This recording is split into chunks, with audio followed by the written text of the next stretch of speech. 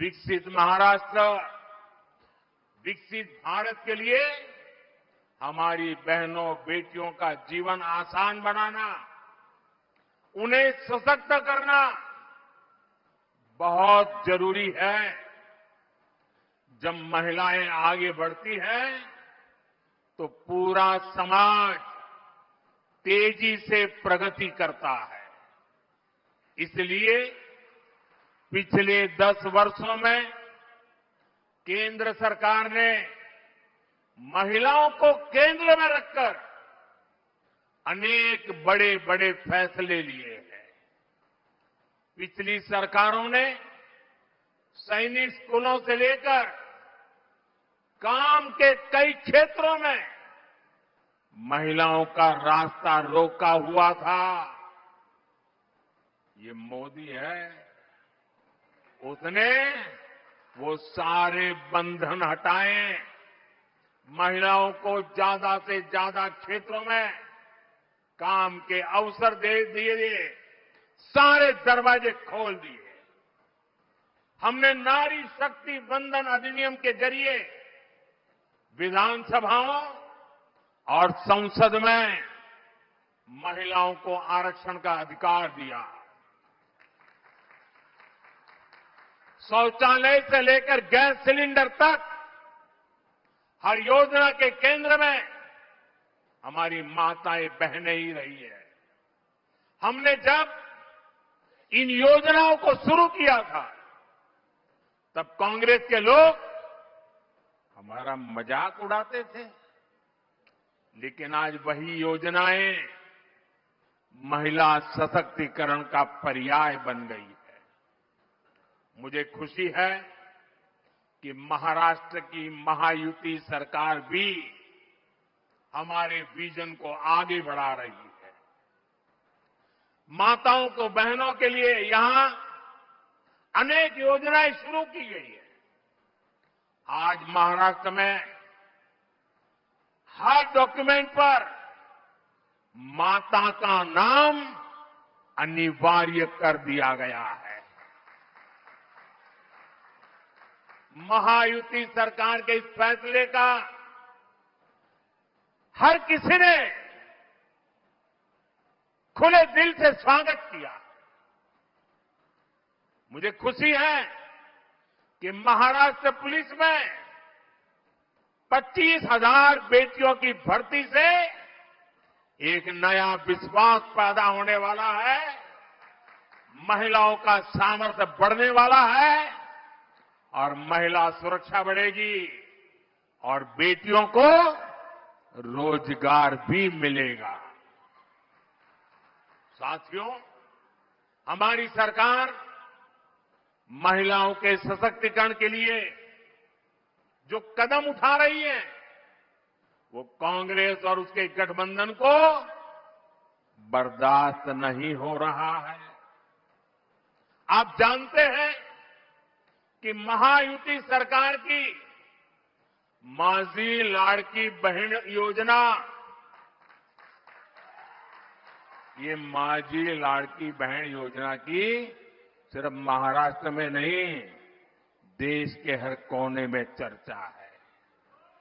लेकिन कांग्रेस माझी लाड़की बहन योजना को बंद करवाने के लिए भांति भांति साजिशें रच रही है। कांग्रेस के इकोसिस्टम वाले लोग इस योजना के खिलाफ कोर्ट तक पहुंच गए हैं। कांग्रेस और उसके साथियों ने ठान लिया है कि अगर उन्हें सत्ता मिली तो सबसे पहले इस योजना को बंद कर देंगे।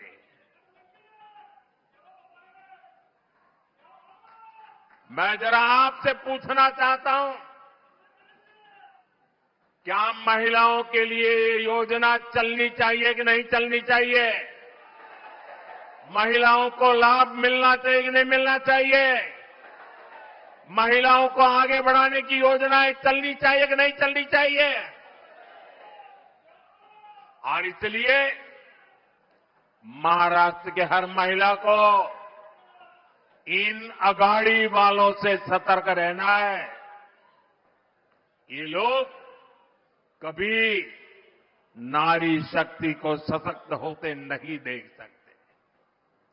पूरा महाराष्ट्र देख रहा है, कांग्रेस और अगाड़ी वाले लोग अब महिलाओं को किस तरह गाली देने पर उतर आए हैं। कैसी कैसी अभद्र भाषा, कैसे कैसे कमेंट, महिलाओं को नीचा दिखाने की कोशिश। महाराष्ट्र की कोई माता बहन कभी भी अगाड़ी वालों के इस कृत्य को माफ नहीं कर सकती। राजनीति में आने पर हर किसी का अपना एक लक्ष्य होता है। हम जैसे लोग जनता को ईश्वर का रूप मानते हैं, जनता की सेवा के लिए राजनीति में आए हैं। वही कुछ लोगों की राजनीति का आधार है लोगों को लूटना। जब लोगों को लूटने की नीयत वाले महाअगाड़ी जैसे लोग सरकार में आ जाते हैं तो वो विकास ठप कर देते हैं, हर योजना में भ्रष्टाचार करते हैं। आपने महाअगाड़ी वालों के धोखे से बनी सरकार के 2.5 साल देखे हैं। इन लोगों ने पहले सरकार लूटी और फिर महाराष्ट्र के आप लोगों को भी लूटने में वो लग गए थे। इन लोगों ने मेट्रो परियोजनाओं को ठप कर दिया, वाटवण पोर्ट के काम में अड़ंगा लगा दिया, समृद्धि महामार्ग बनने में रुकावटें पैदा की। अगाड़ी वालों ने हर उस योजना पर रोक लगा दी जिसे महाराष्ट्र के लोगों का भविष्य निश्चित उज्जवल होने वाला था। साथियों, ये हालत तब बदले जब आपके आशीर्वाद से यहां महायुति की सरकार बनी। महायुति के 2.5 वर्षों में महाराष्ट्र ने विकास के नए रिकॉर्ड बनाए। शिंदे जी की कमान में 2.5 वर्षों में महाराष्ट्र को उसका गौरव वापस मिला है, विकास का भरोसा वापस मिला है। और इसलिए मैं महाराष्ट्र के मतदाताओं से आग्रहपूर्वक कहूंगा, आप सबको याद रखना है, भाजपा महायुती आहे तर गती आहे, महाराष्ट्राची प्रगती आहे। आज मैं आपको और पूरे देश को कांग्रेस और उसके साथियों की एक बहुत खतरनाक साजिश से आगाह करने के लिए आया हूं। और इस आदिवासी क्षेत्र में आया हूं तब मेरा ये दर्द कर्तव्य बनता है, इस खतरनाक खेल से मैं महाराष्ट्र को, देश को, मेरे आदिवासी भाई बहनों को सजग करूं। कांग्रेस द्वारा एक जाति को दूसरी जाति से लड़ाने का खतरनाक खेल खेला जा रहा है।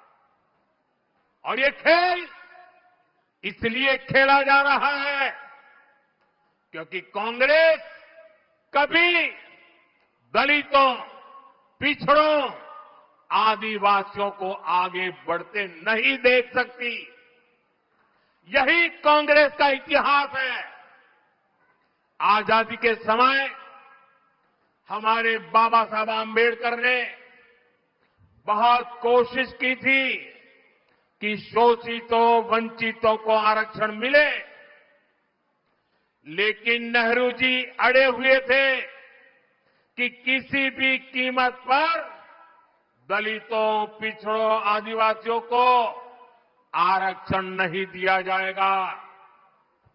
बहुत मुश्किल से बाबा साहब दलितों और आदिवासियों के लिए आरक्षण का प्रावधान करा पाए, उनको लड़ाई लड़नी पड़ी।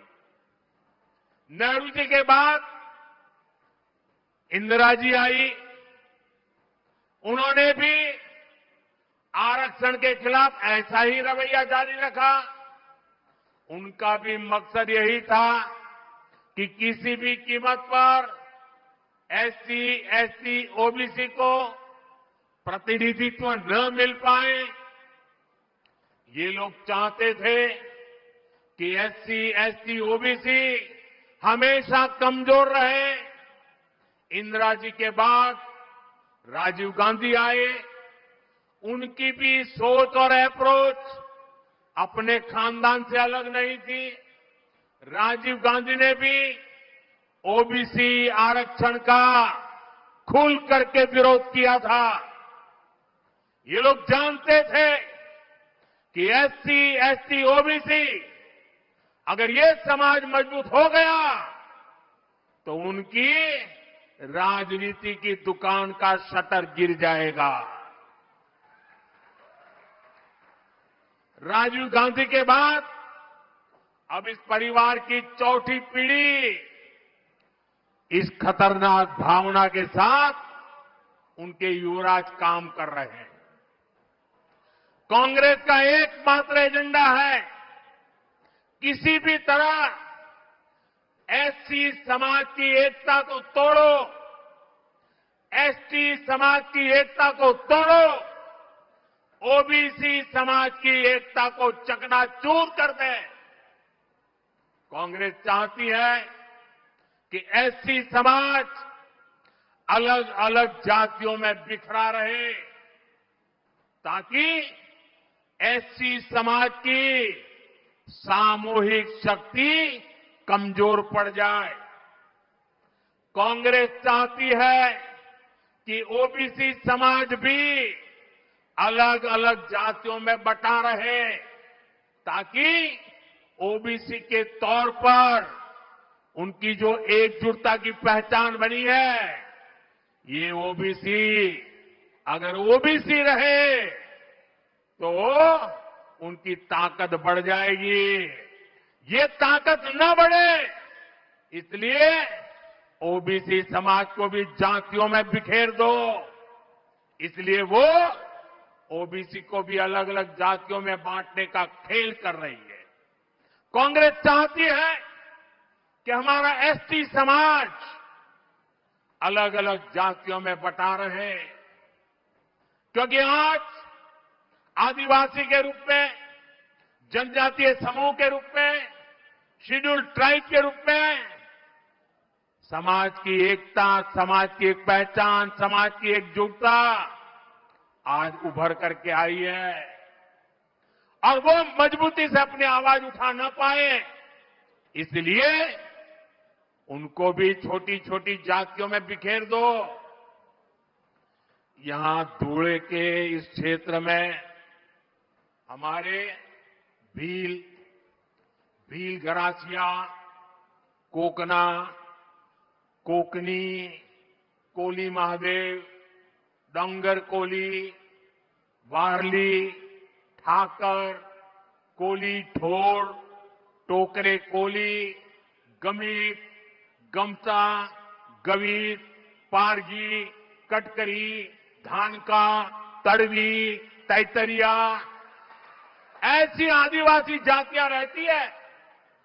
कांग्रेस भीलों को कोकना से लड़ाना चाहती है, कांग्रेस भील गरासिया को कोकनी से लड़ाना चाहती है, कांग्रेस कोली महादेव आदिवासी जाति को डोंगर कोली से लड़ाना चाहती है, कांग्रेस वारली आदिवासी जनजाति को ठाकर आदिवासी जनजाति से लड़ाना चाहती है, कांग्रेस कोली ढोर को टोकरे कोली से लड़ाना चाहती है, कांग्रेस गमित को गमता से लड़ाना चाहती है, कांग्रेस गवित को पारभी से लड़ाना चाहती है, कांग्रेस कटकरी को धानका से और तड़वी को तैतरिया से लड़ाना चाहती है। साथियों, आदिवासी की पहचान, जनजातीय समाज की पहचान, शेड्यूल ट्राइब की एकता, इसको तोड़ने में कांग्रेस लगी हुई है। आदिवासी जातियों की एकजुटता कांग्रेस को फूटी आंख नहीं सुहाती। कांग्रेस का एजेंडा है कि देश भर की आदिवासी जातियां आपस में लड़ती रहे, उनकी सामूहिक आदिवासी ताकत खत्म हो जाए। कांग्रेस ने जब धर्म के नाम पर ऐसे ही साजिशें रची थी तो देश का बंटवारा हो गया था। अब कांग्रेस एससी, एसटी, ओबीसी समाज की एक जाति को दूसरे के खिलाफ खड़ा कर रही है। भारत के खिलाफ इससे बड़ी साजिश कोई और नहीं हो सकती। आप मुझे बताइए, आदिवासी जब एकजुट रहेगा तो उसकी ताकत बढ़ेगी कि नहीं बढ़ेगी? ताकत बढ़ेगी कि नहीं बढ़ेगी? अलग अलग जातियों में टूटने से आप सोचिए कमजोर हो जाएंगे कि नहीं हो जाएंगे। इसलिए मैं कहता हूं, एक है तो सेफ है, एक है तो